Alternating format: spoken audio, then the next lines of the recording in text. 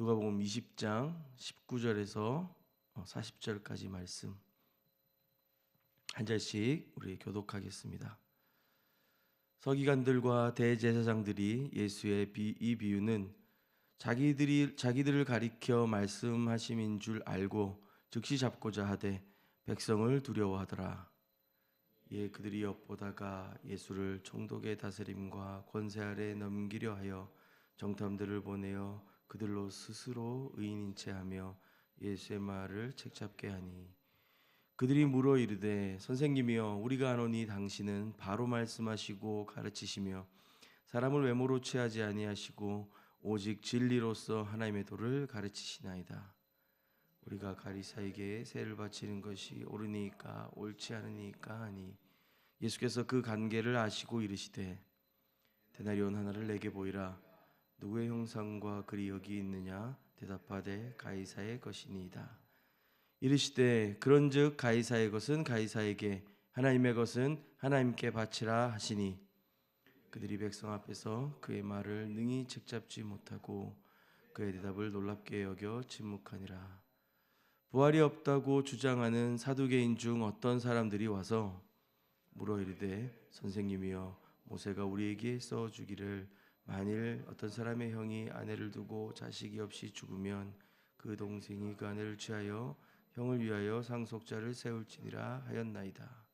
그런데 7형제가 있었는데 마지가 아내를 취하였다가 자식이 없이 죽고 그 둘째와 셋째가 그를 취하고 7이 다 그와 같이 자식이 없이 죽고 그 후에 여자도 죽었나이다. 7이 다 그를 아내로 취하였으니 부활 때에 그 중에 누구의 아내가 되리이까? 예수께서 이르시되 이 세상의 자녀들은 장가도 가고 시집도 가되 저 세상과 및 죽은 자 가운데서 부활함을 얻기에 합당히 여김을 받은 자들은 장가가고 시집가는 일이 없으며 그들은 다시 죽을 수도 없나니 이는 천사와 동등이요 부활의 자녀로서 하나님의 자녀임이라. 죽은 자가 살아난다는 것은 모세도 가시나무 떨기에 관한 글에서 주를 아브라함의 하나님이요 이삭의 하나님이요 야곱의 하나님이시라 칭하였나니, 죽은 자의 하나님이 아니요 살아있는 자의 하나님이시라. 하나님에게는 모든 사람이 살아나느니라 하시니, 서기관 중 어떤 이들이 말하되 선생님 잘 말씀하셨나이다 하니, 그들은 아무것도 감히 더 물을 수 없음이더라. 아멘.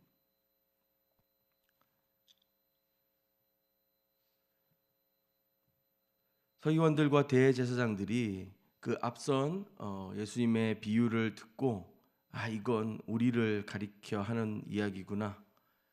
저렇게 참남하게 이 종교 기득권에 대항하는 인기 있으나 불편한 이 예수라고 하는 존재를 즉시 잡아서 처리하려고 합니다. 그러나 19절 말씀 끝에 보면 백성을 두려워하였더라. 그래서 이 사람들이 그 기회를 엿보다가 예수를 총독의 다스림과 권세 아래 넘기려 하여 본인들 손에 피를 묻히지 않고 이것을 당시 로마 정권에 예수를 넘기면 아마 지혜롭게 자신들의 어려움과 문제가 해결될 것이라고 생각할 것 같습니다.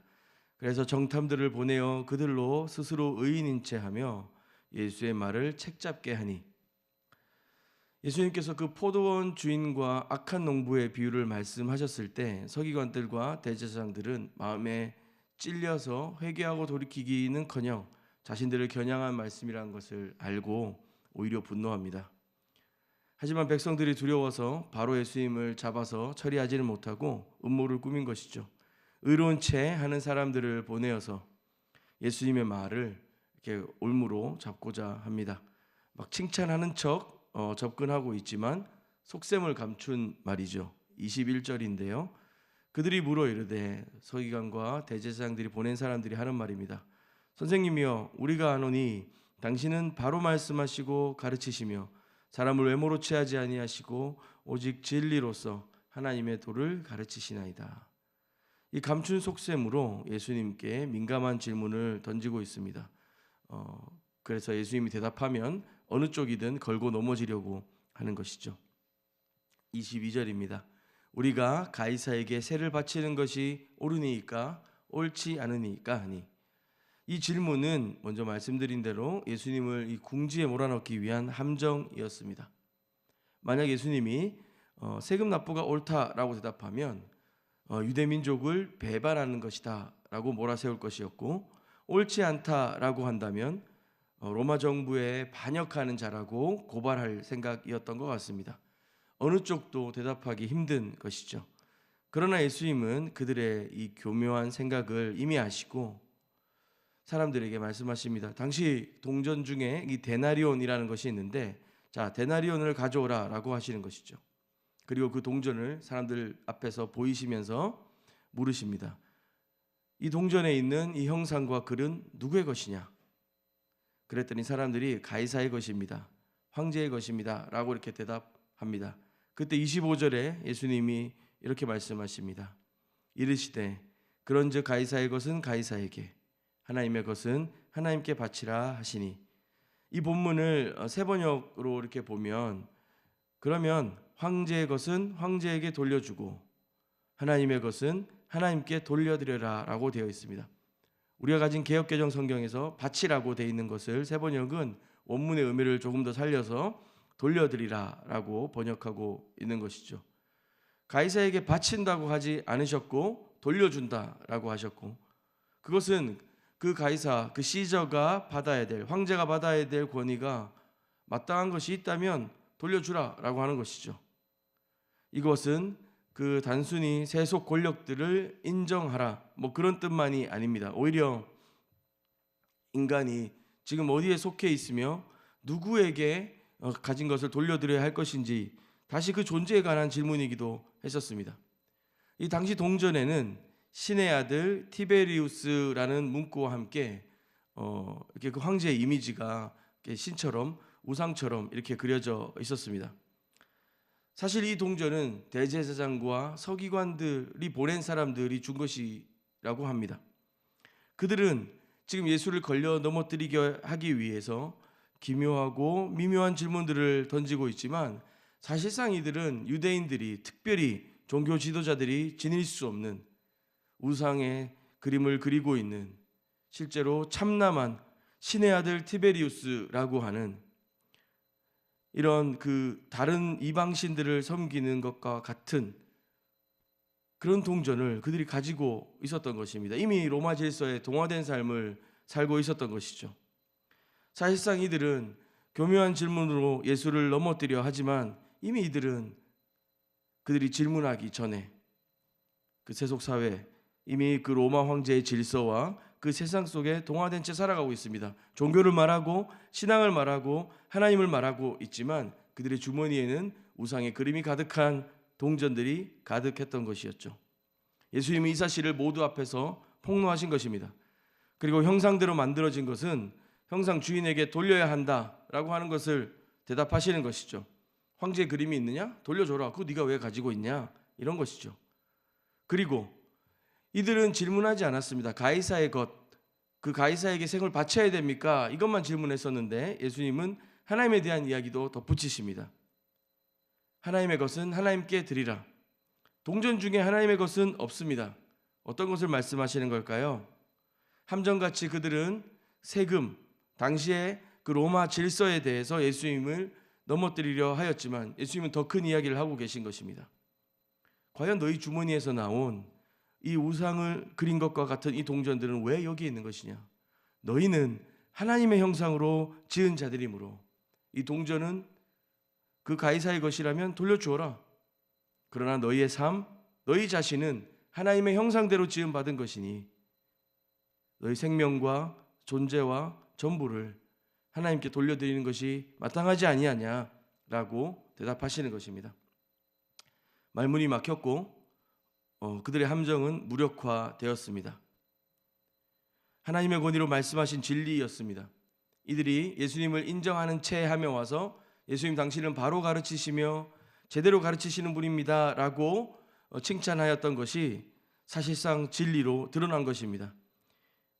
인간 중심의 옳고 그름을 넘어서 하나님 나라의 기준, 하나님 앞에 살아가는 백성들의 삶은 어떠해야 하는가 예수님 가르쳐 주신 것이죠. 이어지는 장면에서 이제 또 다른 무리들, 사두개인들이 등장합니다. 사두개인들은 좀 더 정치적이었고 실제로 정치력들을 발휘하면서 유대인의 그 어떤 기득권층에 속했던 사람들이었었습니다. 귀족이나 높은 신분의 출신들이었고 이들은 부활을 인정하지 않았습니다. 그들은 모세의 율법을 인용해서 예수님께 또 어렵고 교묘한 질문을 던지고 있습니다. 7 형제가 차례로 같은 여인과 결혼했지만 모두 자녀 없이 죽었고 마지막에 이 여인도 죽었다면 부활 후에 그녀는 누구의 아내가 되겠습니까? 라고 하는 질문이었습니다.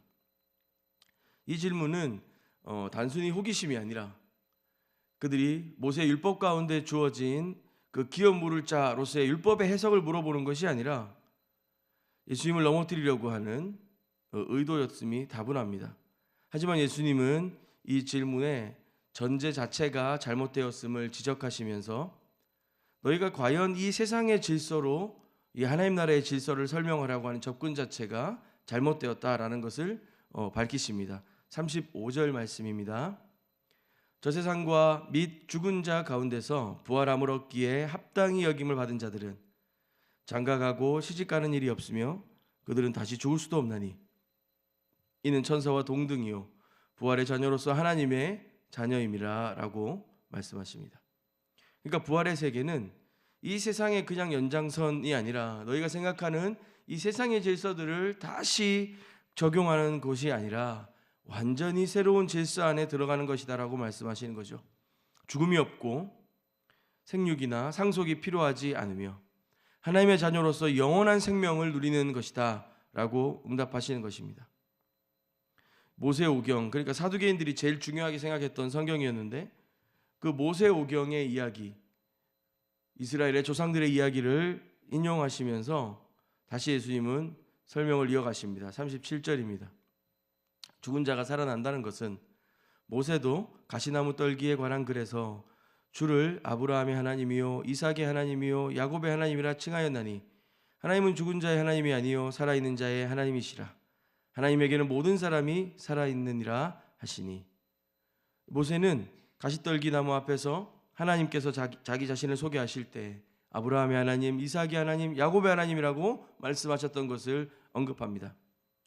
이 말씀은 죽은 자가 다시 살아난다? 이걸 어떻게 설명하는 거지? 라고 생각이 드는데 하나님이 아브라함의 하나님, 이삭의 하나님, 야곱의 하나님이 되시려면 사실은 그 세 사람 다 순서대로 이 땅에서의 생명은 마감했던 사람들이지만 하나님 앞에서 이들은 셋 다 죽은 자들이 아니라고 하는 것이 전제되어 있어야 합니다.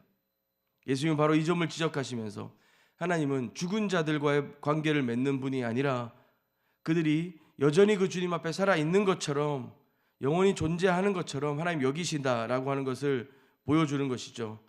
따라서 우리가 하나님의 자녀이요 부활의 자녀가 된다는 것은 하나님과 관계를 맺기에 영원히 살아있는 존재가 된다라고 하는 것입니다.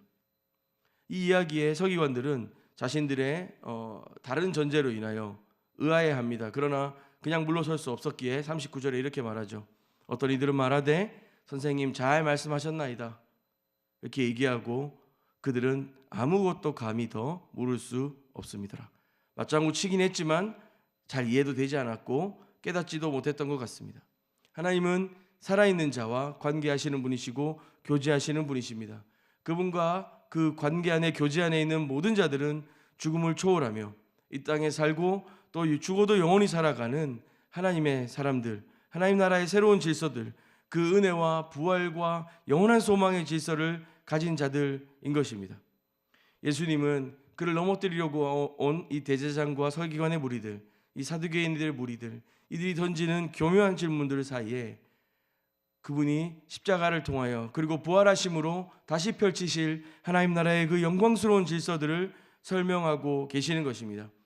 우리 안에 수많은 질문들, 어려움들, 하나님 앞에 답답한 것들 생길 수 있습니다. 막연하여 우리가 전혀 잘못된 질문, 틀린 질문으로 주님 앞에 나갈 때도 있습니다. 그러나 여러분, 살아계시고 영원히 우리와 함께 하시며 그 은혜의 새로운 질서를 말씀하시는 하나님 앞에 우리가 열린 귀로 열린 마음으로 그 주님의 음성을 들었으면 좋겠습니다. 우리를 하나님 형상으로 지으시고 주님의 것으로 부르시는 그분의 은혜 앞에 믿음으로 반응하며 우리는 다 알 수 없지만 영원한 부활의 소망을 가지고 살아있는 주님과의 교제 가운데 매일매일 걸어가는 저와 여러분이 되었으면 좋겠습니다. 함께 기도하겠습니다.